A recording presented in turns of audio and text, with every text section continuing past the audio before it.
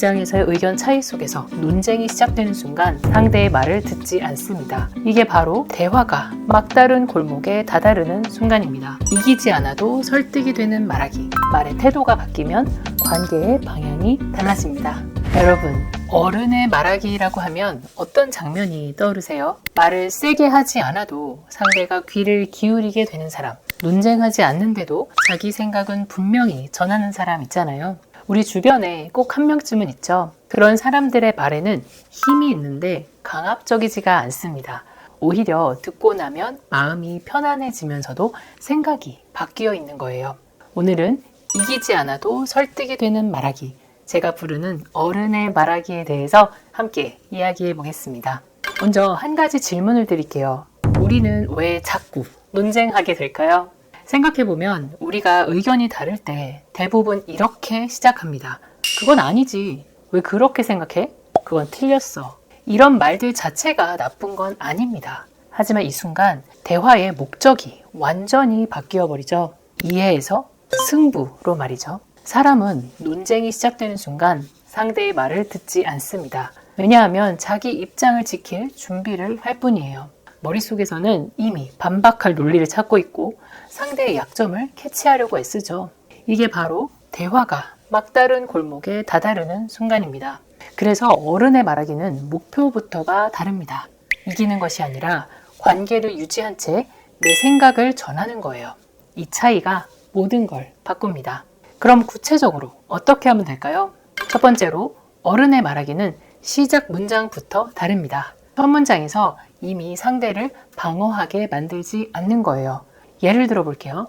회의 중에 동료가 제안한 아이디어가 마음에 들지 않을 때 그건 네가 잘못 생각한 거야. 이렇게 시작하면 어떻게 될까요? 상대는 즉시 방어 모드로 들어갑니다. 왜 항상 그렇게 극단적이야? 라고 하면 대화는 이미 끝난 거예요. 대신 이렇게 시작해 보세요. 그렇게 생각하게 된 이유는 이해가 돼. 그런데 나는 이 부분을 조금 다르게 보고 있어.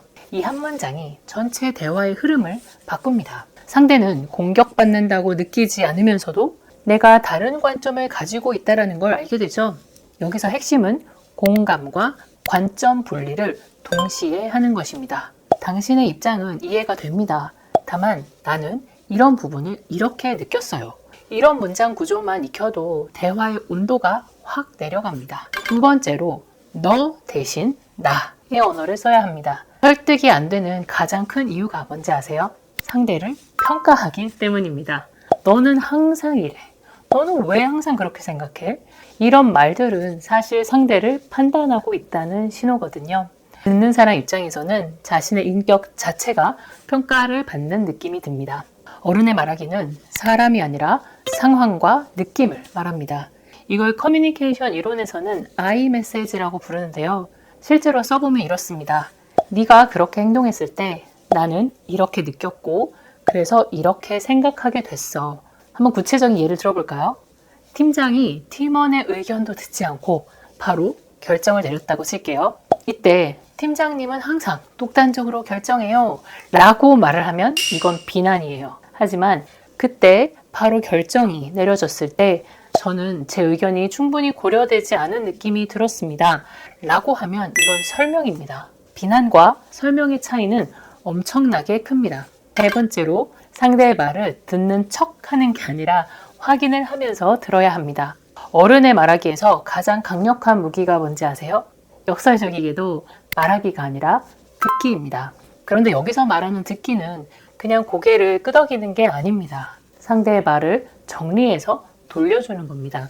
예를 들어서 상대가 복잡한 불만을 이야기하고 있다면 그러니까 당신 말은 이 프로젝트 일정이 너무 촉박해서 제대로 된 결과물을 내기 어렵다는 거죠? 라고 정리를 해주는 겁니다. 혹은 김대리가 가장 불편했던 건 의사결정 과정에서 배제된 느낌이었구나 라고 확인을 해주는 거죠. 이걸 커뮤니케이션에서는 미러링이라고 하는데요. 이 말을 듣는 상대는 완전히 달라집니다. 이 사람은 나를 이해하려고 하는구나 라고 느끼게 되거든요. 그 순간부터 진짜 설득이 시작됩니다. 왜냐하면 사람은 자기를 이해해주는 사람의 말을 듣게 되어 있기 때문입니다. 네 번째로 많은 분들이 헷갈려 하시는 부분인데요. 동의하지 않아도 인정은 할 수 있습니다. 종종 이런 질문을 받아요. 교수님, 인정하면 제가 지는 거 아닌가요? 아닙니다. 여기서 인정과 동의는 완전 다른 개념이에요. 인정은 감정에 대한 것이고 동의는 내용에 대한 것입니다. 구체적으로 설명해 볼게요. 직장 동료가 이번 프로젝트는 실패할 게 뻔해요 라고 말했다고 칩시다. 여러분은 이 프로젝트가 성공할 거라고 믿고 있어요. 이때 그 상황이면 그렇게 느낄 수 있겠다, 혹은 그 관점에서 보면 충분히 이해가 돼요 라고 말할 수 있어야 합니다. 이건 프로젝트가 실패할 거라는 내용에 동의하는 게 아닙니다. 그 사람이 그렇게 느끼는 감정 자체를 인정하는 거죠. 그리고 이 말 뒤에 자연스럽게 여러분의 의견을 덧붙이면 됩니다. 저는 다만 이 부분에서는 가능성을 보고 있어요. 이런 이유 때문이죠 라고 하는 겁니다. 5번째로, 작은 양보로 큰 설득을 만들 수 있습니다. 미성숙한 사람은 모든 걸 지키려고 해요. 모든 논점에서 이기려고 하죠. 하지만 어른은 다릅니다. 덜 중요한 건 내려놓고 정말 중요한 메시지만을 남깁니다. 이걸 저는 전략적 양보라고 하는데요. 실제로 해보면 이렇습니다. 이 부분에서는 네 말이 맞는 것 같아. 그 점은 내가 미처 생각하지 못했어. 이 말 한마디가 상대의 마음을 엽니다. 왜냐하면 상대는 이 사람은 나를 무조건 이기려고 하는 게 아니구나 라고 느끼거든요. 그리고 나서 이렇게 이어가세요. 하지만 이 부분만은 같이 다시 한번 생각해보고 싶어. 이미 작은 것을 양보했기 때문에 더 중요한 것에 대한 설득력이 훨씬 커집니다. 이게 바로 어른의 전략입니다. 6번째로, 마무리는 결론이 아니라 연결입니다. 많은 분들이 대화를 할 때 꼭 합의를 내야 한다고 생각을 하는데요. 어른의 말하기는 항상 깔끔한 합의로 끝나지 않아도 됩니다. 오히려 중요한 건 다음 대화가 가능하게 만드는 거예요. 그래서 여러분, 대화 끝에 이렇게 말해보세요. 오늘 이야기하면서 네 생각은 분명히 이해했어.